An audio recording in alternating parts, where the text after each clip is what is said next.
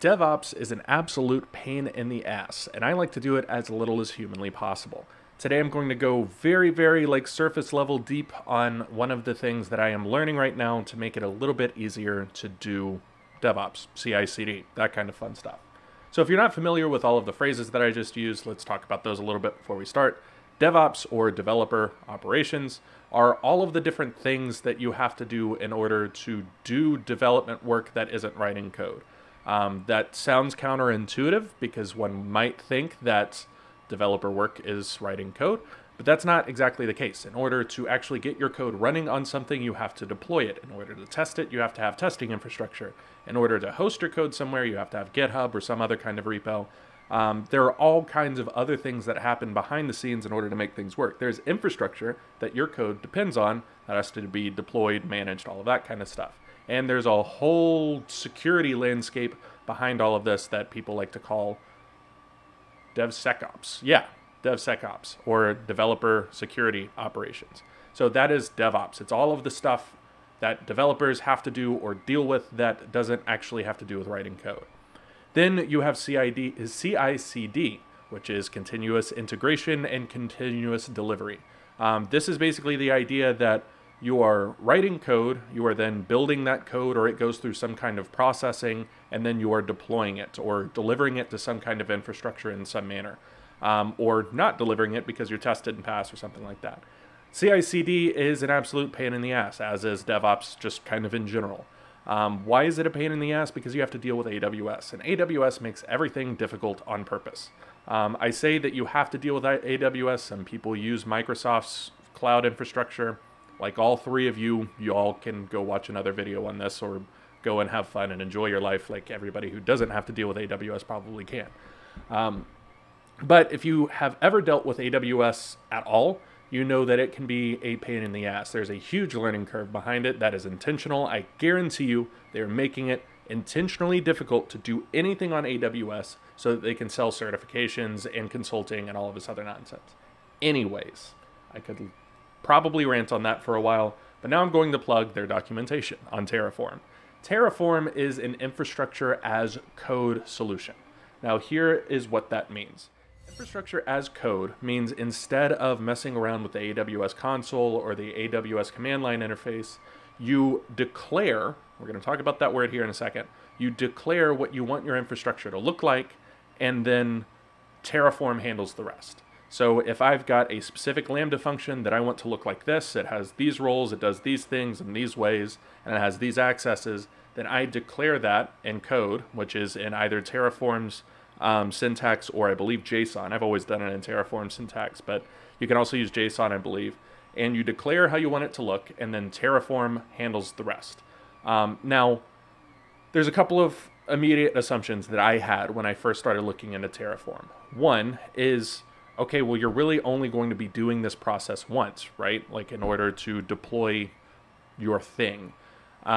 Not really, because you might have to change the way that your Lambda function looks or your S3 bucket looks, and Terraform can handle all CRUD operations, create, read, update, delete. So it can do all of that stuff. It can destroy infrastructure, it can create infrastructure, it can update infrastructure, and it can read infrastructure. So that is all super useful throughout the timeline of a project. Now, there's that word declare.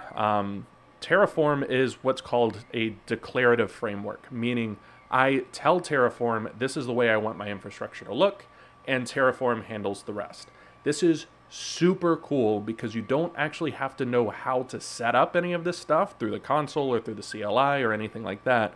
Terraform handles that for you. You don't have to worry about, okay, well, if I want this role, where on the console do I have to go in order to change the permissions and blah, blah, blah, blah, blah. Terraform just says, okay, what do you need to mess with? What like modules or what kind of services does it need to mess with? And it will handle the rest. This is unbelievably useful, and you can probably immediately see the use if you've ever had to deal with anything AWS. Again, absolute pain in the ass. And what I've kind of realized over time, and I talked about that in this blog post that has not been released yet, but it will be out by the time you see this video. I'll link to it. Is that the goal of any DevOps process or CI/CD process is to use it as little as possible and to make it as low touch as possible. The idea behind Terraform is you run one command in your command line and it just throws up all of the infrastructure. You might change a thing here or there and you run that same command or a similar command and it throws all of the infrastructure up. With my previous experiences with CICD, I've used GitHub Actions essentially to build a Golang executable and then deploy that to S3, and then S3 deploys that to a Lambda function. So the reason why I did that is because I don't want to have to mess with AWS. I want to have to mess with GitHub, and really I didn't hardly have to mess with GitHub at all either. Once you write that GitHub action, this is kind of like an aside, but this is what I've done before in order to do essentially lazy DevOps, is you write the GitHub action once, and then every single time you merge into the main branch, it deploys your project automatically. It's glorious because you don't have to manually upload things to S3 and then set your Lambda function to pull that executable from the S3 bucket and all of this other nonsense. You just merge to main, just like you would normal. So essentially what Terraform is all about is it's making the creation of your infrastructure, the deployment of your infrastructure, and the updating of your infrastructure, deleting of your infrastructure as easy as possible. They don't want you to have to mess with the AWS console hardly at all. And that's why I think Terraform is glorious. Now, I haven't messed with it a ton.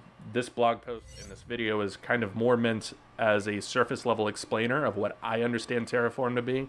And then I'm going to dive into it more and, post more updates and stuff like that as I learn more. There will be some hands-on, like here's how you do Terraform kind of stuff in the future as well. But I did think it was worth kind of explaining what Terraform is from a DevOps perspective or a lazy DevOps perspective, just to kind of like get everybody on the same page before I actually jump into how it works. But yeah, that's about it on Terraform. I'm excited to dive in more on it because, man, fuck the AWS console. Take it easy. Peace.